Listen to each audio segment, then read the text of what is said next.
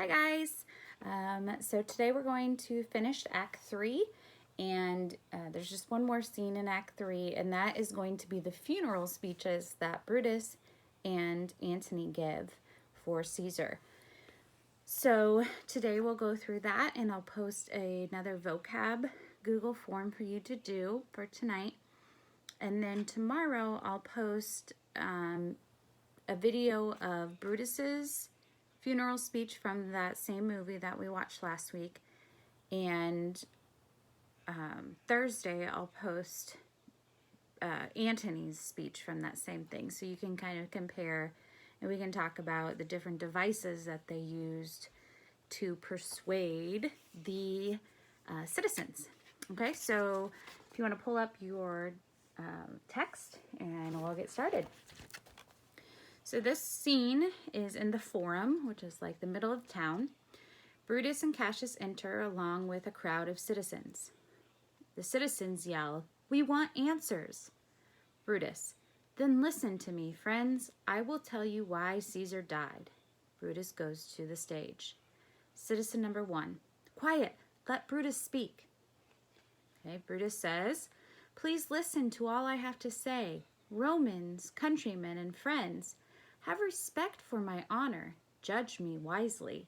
I will speak the truth. I loved Caesar as much as you did, but I love Rome more. If Caesar lived, he would have made us all slaves. Since he is dead, you are free men. I weep for Caesar. I honor him. But he was too greedy for power, so I killed him. Who here wants to be a slave? Who doesn't love their country? Tell me." Everyone, "Oh, no one, Brutus, no one." Brutus, "Then I have not offended you." Antony and others enter with Caesar's body. Mark Antony brings his body. Antony had no hand in his death, but he will be helped by it. All of you will have a say in the ruling of our country. I killed my best friend for the good of Rome. If you want me to die for it, I will. Everyone shouts, "Oh no, live, Brutus, live!" One person says, "Bring him to his house with honor." Another person says, "Give him a statue." Another person says, "Let him be Caesar." And another person says, "Crown him." Brutus says, citizens, let me leave you alone. Honor Caesar. We are allowing Mark Antony to speak. Hear his words." Okay, so he leaves. So he has talked to the citizens and he has made a statement that it wasn't that he didn't love Caesar, because Caesar was his best friend, but it was that he loved Rome more. Okay, so that's a really good device that he uses. He's using their emotions to persuade them to understand why he did what he did. Okay, so this is called a rhetorical device, and he uses them, and so does Antony, and we'll see that too. Another thing that he does is that he says that if Caesar were to have lived, then everyone under his rule would have been like slaves. And so he asks them a question. He asks, "Does anyone here want to be a slave?" Well, of course, nobody's going to raise their hand and be like, "I do." So they all shout, "No, no, we don't want that." He's like, "Exactly. So, you should be thankful that we killed him." So he uses a lot of those devices during that. Okay, now a citizen says, "Let's hear Mark Antony speak." A citizen says, "Yes, we'll hear him." Okay, Antony goes on stage. And a citizen says, "He'd better not say bad things about Brutus." Another person says, "Caesar was greedy for power. Rome is better without him." Another person says, "We're lucky to get rid of him." Antony says, "Gentle Romans." Everyone starts to hush. Quiet, we want to hear more. Antony says, "Friends, Romans, countrymen, lend me your ears. I come to bury Caesar, not to praise him. Brutus told you Caesar was too powerful. If that's true, it was a bad thing. Caesar died for it. Brutus and the others are letting me speak. Caesar was my friend. He brought money to Rome. He helped the poor. Was that too powerful? Brutus says it was, and Brutus is a noble man. Caesar refused the crown 3 times. He was greedy for power? Brutus says he was, and Brutus is a noble man. I am not calling Brutus a liar. I am saying what I know. We all loved Caesar, so we should mourn him. He starts to cry. I'm sorry. Bear with me. My heart is in the coffin with Caesar. A citizen says, he makes a lot of sense. Another one says, Caesar was not greedy for power. And another one shouts out, they shouldn't have killed him. And then another person says, they must pay for it. Antony says, yesterday we honored Caesar. Now he is dead.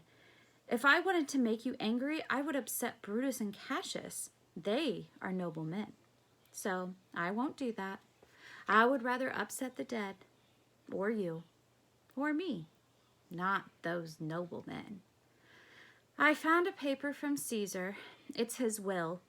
If you heard it, you would praise Caesar. Everyone shouts, read the will. And a will, if you don't know what a will is something that is written before your death, and it kind of gives what you have in your possession to other people. So money or like an estate, a house or something would go to whoever you left in your will. So they want to hear it. Let's hear it. Antony says, I can't read it. It will make you angry. It's better that you don't know that you are his heirs, which means they are the ones receiving whatever is in his will. What good would that do? Everyone says, read the will. Antony, I've gone too far. I have upset the honorable men, the men who stabbed Caesar. Someone says, traitors, they were not honorable. The will, everyone shouts. Someone says, murderers, read the will. Antony says, will you force me to read it? Gather round the body. Look closely at him. Shall I come down from the stage? Everyone shouts, come down. So Antony comes down from the stage, and he's right by Caesar's body. He says, prepare to cry. Look at his cloak. I remember the first time he wore it. Excuse me. It was on a day he won a great battle. Look, here's where Cassius stabbed him. This tear is from Casca. His best friend Brutus stabbed him here. Look at the blood.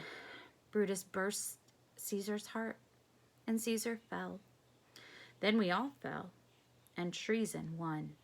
Why are you crying? All you're seeing is Caesar's cloak. So that there's a sheet over Caesar. So what does Antony do? He removes the sheet so everyone can see Caesar's body with all the stab wounds. Look at the man, stabbed by traitors. A citizen says, oh, pitiful sight. Another one says, oh, noble Caesar. And another one says, we'll get revenge. Everyone says, let's find them, kill them. Antony says, oh, I didn't mean to stir you up. The men who did this are honorable. I don't know who made them do it. They will give you good reasons. I did not come to change your minds.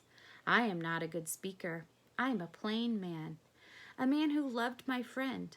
I only tell you what you already know.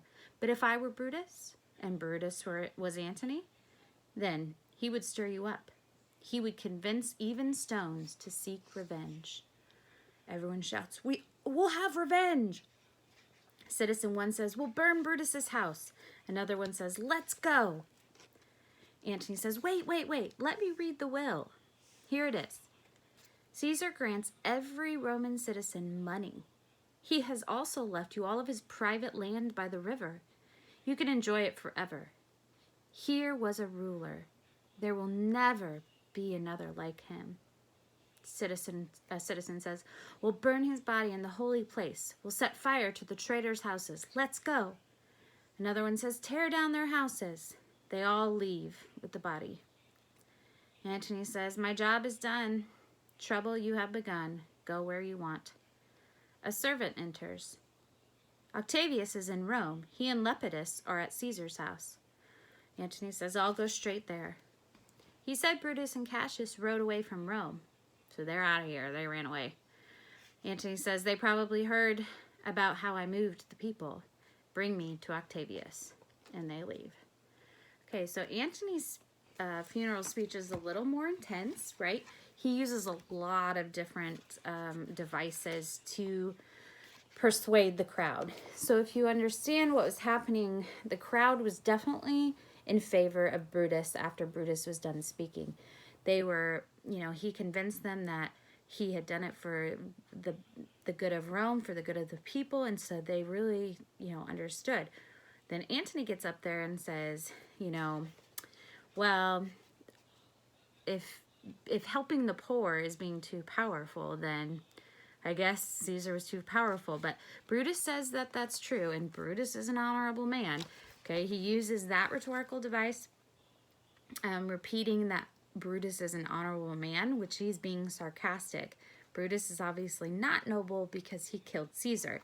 So Antony's using that to his advantage, and he keeps saying that over and over again. And then at that point, the citizens start kind of thinking, oh, maybe not. Maybe Brutus wasn't right. And so they kind of start leaning more towards Antony. Then Antony, let's see. Oh, he says that he had found the will, and then he won't share it, and they keep begging him to share it. And then he comes down from the pulpit and he cries, and he shows Caesar's body with all the wounds and says, look what they did to him. And then by that point, he has really convinced the citizens to be on his side and to believe what he is saying. But he keeps saying, no, that's not what I'm trying to do. But really it is. Okay. And then finally he reads the will, in which Caesar supposedly had left them all money and some land that he had. So now the citizens are really mad, because Caesar, he was a good guy, right? Antony has convinced them. And so by the end of the scene, they're ready for revenge. They're ready to go out and kill all the conspirators that had anything to do with Caesar's death. Okay, so I'll talk about some rhetorical devices in the video tomorrow for Brutus's speech, and then again on Thursday with Antony's speech. So I'll show those videos and kind of talk through those things. And then Friday will be those activities that we've done in the past. And then next week we'll do Act 4 and then Act 5, and then we're getting closer to being done. So do those vocab for me today, and then look for another video tomorrow. All right, we'll see you later. Bye, guys.